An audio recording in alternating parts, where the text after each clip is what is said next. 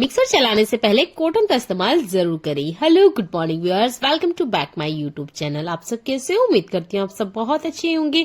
आज मैं लेकर आई हूँ फिर से एक बहुत काम की वीडियो जो आपके घर और किचन के काम को आसान करेगी। यह वीडियो देखने में आपका 1 रुपया भी खर्च नहीं होगा, तो प्लीज वीडियो को लाइक और चैनल को सब्सक्राइब करना बिल्कुल ना भूलें।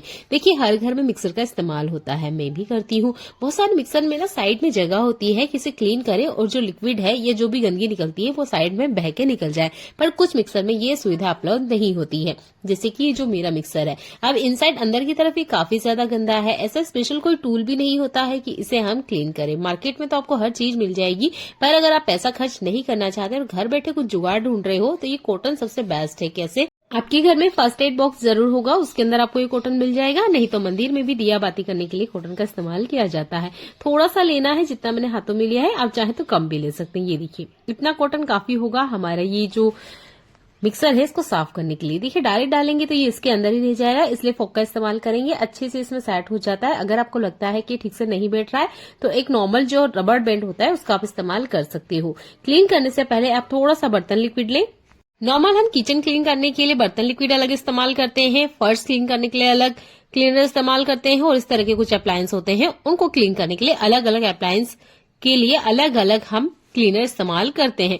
पर आप जानते हैं कि ये जो बर्तन लिक्विड होता है ये बहुत अच्छे से मिक्सर को क्लीन कर देता है। देखिए, मैंने फोक के अंदर इस तरीके से कॉटन को लगाया है। जो बर्तन लिक्विड होता है वो काफी बेस्ट होता है, बहुत अच्छे से सरफेस को क्लीन कर देता है, जितनी की स्पेशल चिपचिपे होती है। तो ये जो मिक्सर होता है ना, इसके अंदर जो भी गंदगी है वो खाने पीने से जुड़ी हुई है। तो खाने पीने की जो क्लीनिंग करते हैं हम वो बर्तन लिक्विड से ही करते हैं, तो वही आपने इस्तेमाल करना है। इस तरीके से डालिए, फोक को बस आप घुमाइए, आप देखेंगे बहुत आसानी से क्लीन हो जाता है। जितना कॉटन है ना ये भी बहुत आसानी से बाहर आ जाएगा। तो मुझे तो मिक्सर साफ करने के लिए बर्तन लिक्विड ही बेस्ट लगता है। अगर बहुत ज्यादा चिपचिपा है, बहुत ही ज्यादा गंदा है, तब आप बर्तन धोने वाले बर्तन लिक्विड में आप थोड़ा सा मीठा सोडा भी ऐड कर सकते हैं। ये देखिए, कॉटन में निकाल के आपको दिखा देती हूँ। जितनी गंदगी है वो सारी की सारी कॉटन के अंदर आ चुकी है। आप नॉर्मल कोई सॉफ्ट कपड़ा भी इस्तेमाल कर सकते हैं या टिश्यू पेपर का भी इस्तेमाल कर सकते हैं, पर कॉटन हर घर में अवेलेबल होती है, इसलिए मैंने यहाँ कॉटन पे यूज करके आपको बताया। ये देखिए, काफी सारी गंदगी इसमें से बाहर निकल के आई है। फिर से आगे मैंने एक कॉटन यूज किया था, पर सेकंड वाले कॉटन में कोई गंदगी नहीं थी। अप्लायंस क्लीन करने के लिए जो भी डस्टर आप लेते हैं उसमें थोड़ा सा बर्तन लिक्विड लीजिए, थोड़ा सा पानी आपने ऐड करना है, और ये देखिए इस तरीके से बहुत ज्यादा गीला नहीं करना है, हल्का सा पानी आपने डालना है। ऑलरेडी जो बर्तन लिक्विड होता है वो गीला ही होता है, बस थोड़ा सा ऐड करते हो इस तरीके से बस वाइप कर दीजिएगा। जितना भी गंदगी है वो बहुत अच्छे से क्लीन हो जाता है।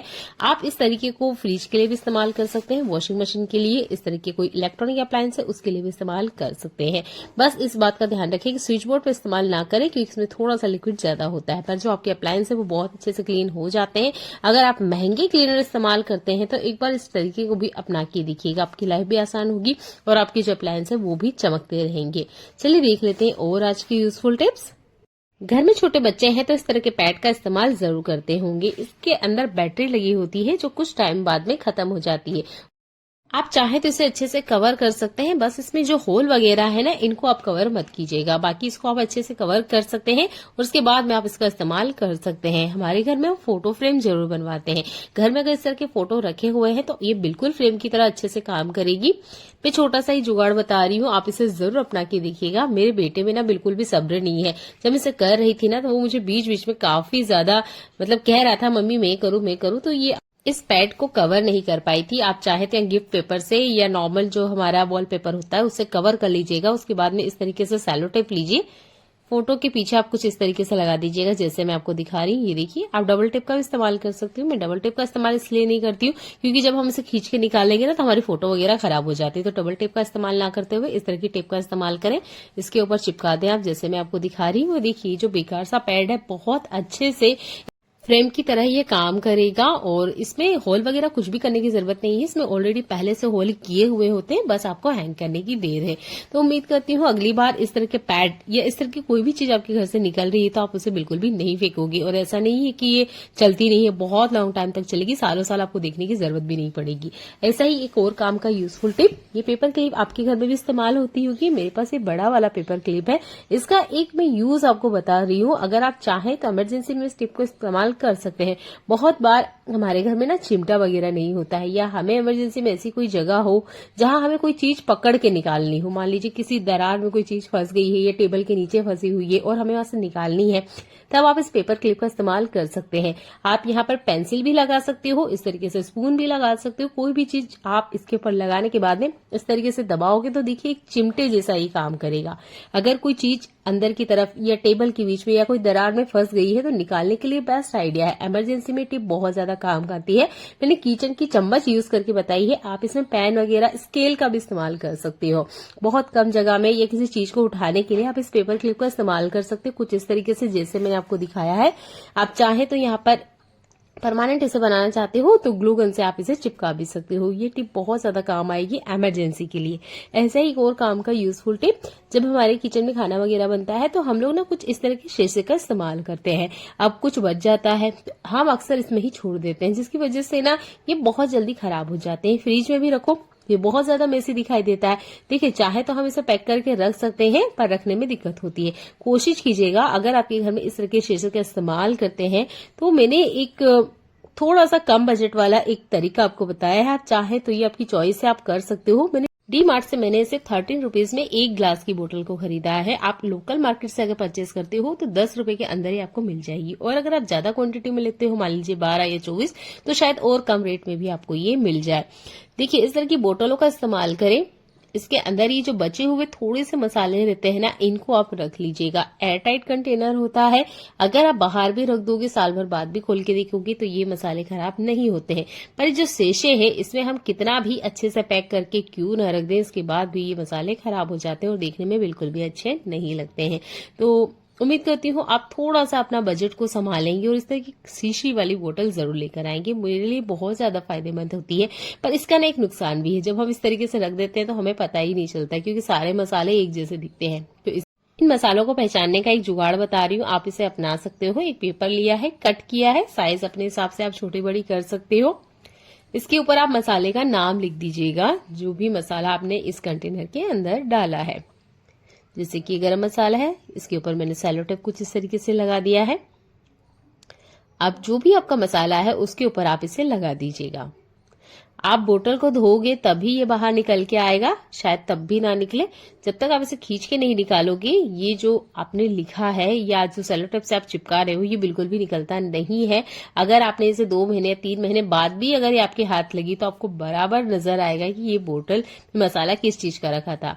अगर ऐसे ही रख दोगे तो देखिए सारे मसाले मिसमैच हो जाते हैं और हमें पता नहीं चलता है। शीशे को हटाइए और इस तरह की बोतल का इस्तेमाल कीजिए। मैं अपने घर में इसे इस्तेमाल करती हूँ और मेरे लिए बहुत ज्यादा फायदेमंद है। देखिए हमारे घर में छोटे बच्चे होते हैं ना, तो उनके पास कुछ इस तरह के टॉयज होते हैं, बहुत बारी टूट वगैरह भी जाते हैं। ये मेरे छोटे बच्चे का टॉय से ये टूट गया है। अब देखिए हर बार हमारे पास ग्लू गन अवेलेबल नहीं होती है। अगर आपके पास ग्लू गन है या खराब हो चुकी है या अभी अवेलेबल नहीं है तो आप ग्लू गन के स्टिक लेकर आ सकते हैं। कैंडल पे से गर्म मत कीजिएगा, गैस पर गर्म कीजिएगा, क्योंकि कैंडल से जब हम गर्म करते हैं तो ये काली पड़ जाती है। काला नहीं करना है हमें।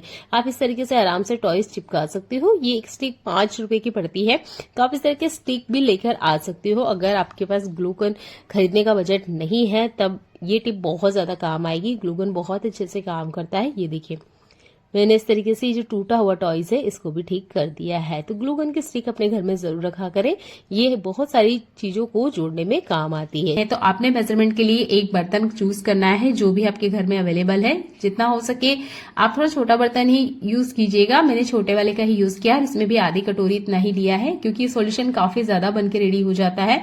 तो आधी कटोरी मैंने गेहूं का आटा लिया है। आप मकई का आटा ले सकते हो, मैदा भी ले सकते हो। इतनी ही क्वांटिटी में हमें सर्फ लेना है। जो भी आप इस्तेमाल करते हो उसका आप यूज कीजिएगा। तो ये सर्फ भी हम ऐड कर लेते हैं। एक तीसरी चीज और ऐड करेंगे, ये है हमारा खाने वाला सादा सफेद नमक। यहाँ पर आप देख सकते हो मैंने एक बड़ी का इस्तेमाल किया है। आप बड़ी अगर नमक में डालते हो तो आप देखोगे आपका जो नमक है वो इसी तरीके से दानादार रहेगा, कभी भी इसमें कोई लम्स, गठान या पानी नहीं मिलेगा। तो आप बड़ी का इस्तेमाल करें। तीनों क्वांटिटी मैंने सेम ली है, तीनों को इसमें ऐड कर देना है। एक लास्ट चीज जो हमें ऐड करना है वो है नींबू का सत। ये आपको किसी भी किराना दुकान पे बहुत आसानी से मिल जाएगा। तो जितनी क्वांटिटी में हमने आटा यूज किया है, नमक यूज किया है, सर्फ यूज किया है, उतनी ही क्वांटिटी में हमें ये भी यूज करना है। इसके अंदर ऐड कर दीजिएगा। चारों चीजों को अच्छे से मिक्स करना है। जैसे मैं आपको दिखा रही हूँ, इनका मिक्स करना बहुत जरूरी है। अगर आप इन्हें बिना मिक्स करे हुए इस्तेमाल करोगे तो देखिए ठीक से काम नहीं करेगा। तो आप इसे अच्छे से चम्मच से इस तरीके से मिला लीजिएगा। अगर नहीं मिल पाता है तो कोई बात नहीं, आप मिक्सर ग्राइंडर का इस्तेमाल कर सकते हो। आप जार में इस तरीके से डाल दीजिएगा जैसे मैं आपको दिखा रही हूँ। इससे क्या होगा कि ये सारी चीजें एक साथ अच्छे से मिक्स हो जाएगी और इनका मिक्स होना बहुत जरूरी है। चलिए इसमें डाल के मैं आपको दिखा देती हूँ। एक दो बार आप इसे घुमा दीजिएगा तो आपको अच्छे से जो पाउडर है मिक्स होके मिल जाएगा। अब मैंने इसे घुमा दिया है। इसके बाद मैं आपको दिखा रही हूँ, अगर आप चाहते हो ये बिल्कुल मार्केट जैसा दिखे, जैसे हमारा मार्केट से महंगा पीतांबरी पाउडर मिलता है, अगर वैसा आप चाहते हो तो वैसे भी आप बना सकते हो। मैं थोड़ा सा यहाँ पर अलग निकाल रही हूँ क्योंकि मैंने शुरू स्टार्ट पे जो आपको प्लास्टिक के और सेरेमिक के बर्तन क्लीन करना बताए थे तो वो मैं बिना कलर ऐड किए हुए बताए थे, क्योंकि उससे क्या होगा, अगर हम पहले से कलर ऐड कर देंगे या हल्दी ऐड कर देंगे फूड कलर तो वो बर्तन खराब कर सकता है। इसलिए आप बिना कलर ऐड किए हुए थोड़ा सा अलग से निकाल के रखें। जैसे मैंने एक बाउल में थोड़ा सा पहले से निकाल के रखा है। तो जो सेरेमिक के बर्तन होते हैं उसके लिए आप ये बिना कलर वाला ऐड करें, और बाकी जो बर्तन है उसके लिए आप ये नॉर्मल कलर वाला या हल्दी ऐड किया हुआ पाउडर यूज कर सकते हैं। इस तरीके से एयरटाइट कंटेनर में रखें। 2 महीने के लिए आप आराम से इसके यूज कर सकते हैं। रखें बिल्कुल एयरटाइट कंटेनर में।